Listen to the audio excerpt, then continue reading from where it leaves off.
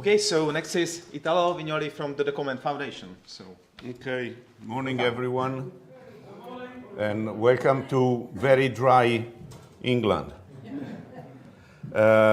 Talking about LibreOffice technology, just a few words for the people that were not with us when we launched the project. What happened in 2010, or around between 2009 and end of 2010? The community, and there are many people here, many of them are Collabora employees or contributors, we decided that the OpenOffice at the time was under the risk of being abandoned because Oracle acquired Sun, and Oracle didn't have any intention of investing in open source. So we took the control of the source code, not me, luckily, but developers, because we wanted to not just to maintain the project, but renew and relaunch the code. And this is what happened very quickly in these years. Is a very short summary. So in 2010, LibreOffice was only for the desktop.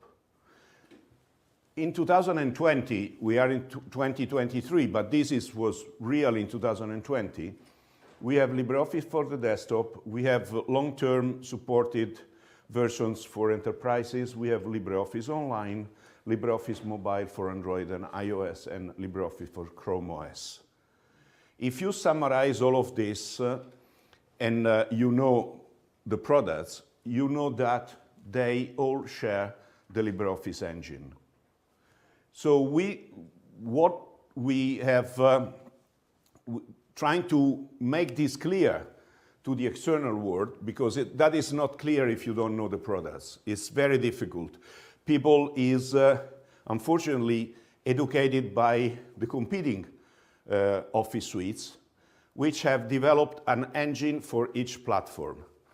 And while we have just one engine, which makes the product more robust, more consistent, and more easier to use for the user, because at the end, the results that he will get by managing a document in the different platform will be exactly the same.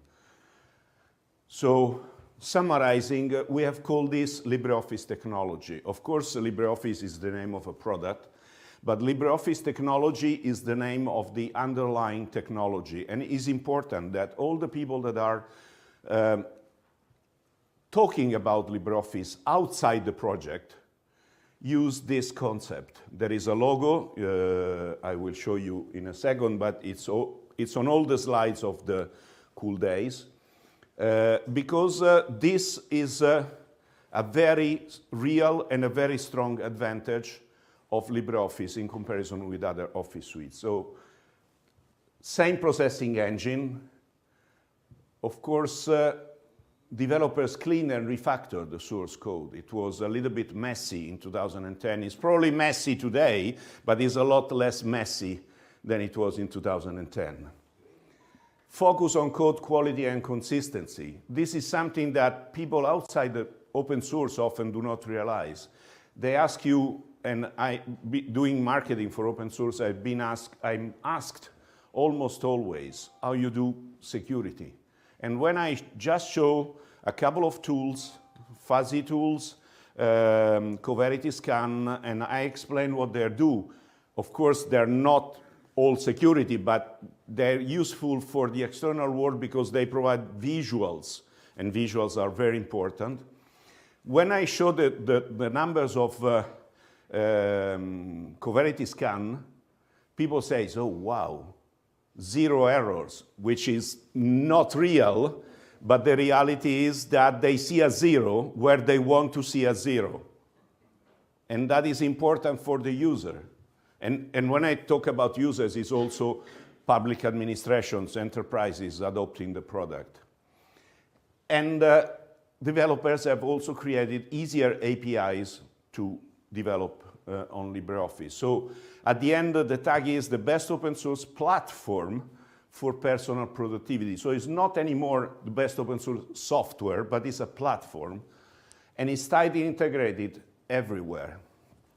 And just to show you a couple of visuals, but because visuals help a lot, not that much technical people, but believe me, users are. So we are the only one that can have this below the vertical platform. So we have a single productivity engine, and we have a single, the consequence is that we have a single way of writing documents. What happens with other Office suite is the following. They have an engine for, in most cases, they have an engine for each application and for each platform.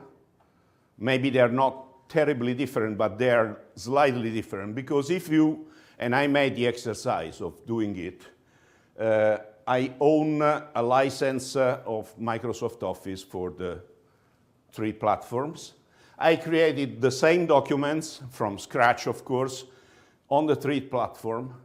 And the documents were, of course, the same on the screen, but the XML was completely different.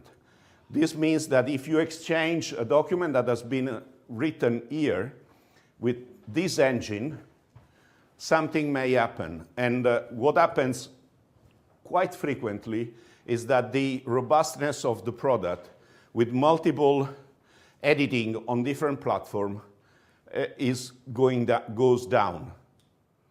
Of course, there is some marketing behind what I'm saying, but this has all been tested with users.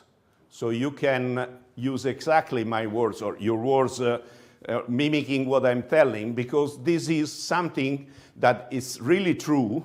Of course, I'm exaggerating it a little bit, but marketing is about communicating. So if you don't exaggerate a little bit, people will not listen to you. And therefore, we get to the unique selling proposition of LibreOffice, and you can have Collabor Online, you can have whatever name of product close to LibreOffice. Is that the best open source Office suite backed by a strong community and a strong ecosystem, based on the ODF ISO standard, even if we always have to remember that most people do not know ODF and know only the Microsoft Office format. So we have to always mention the level of compatibility with proprietary document format, which is improving basically with every release. So this it used to be problematic a few years ago, but today I think it's really, really reduced to low numbers. Of course, apart when you find macros. I talked with a city in Italy. I will probably have a meeting with them next week.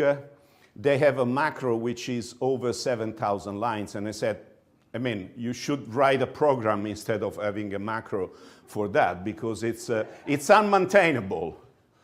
The first guy that wrote it has retired 5 years ago. So the people that are writing the macro are adding, and you know it better than me as you are developers. So the best of free open source with professional support available. And remember that we have certified developers, certified migrators, and certified trainers. So we do provide, as a global project, the resources that people expect in the outside world. And I think that's all. Thank you for listening. I hope to stay in the time, which was rather short, but anyway. If you have questions, I will be at the coffee break, and you're welcome to ask them. Thank you.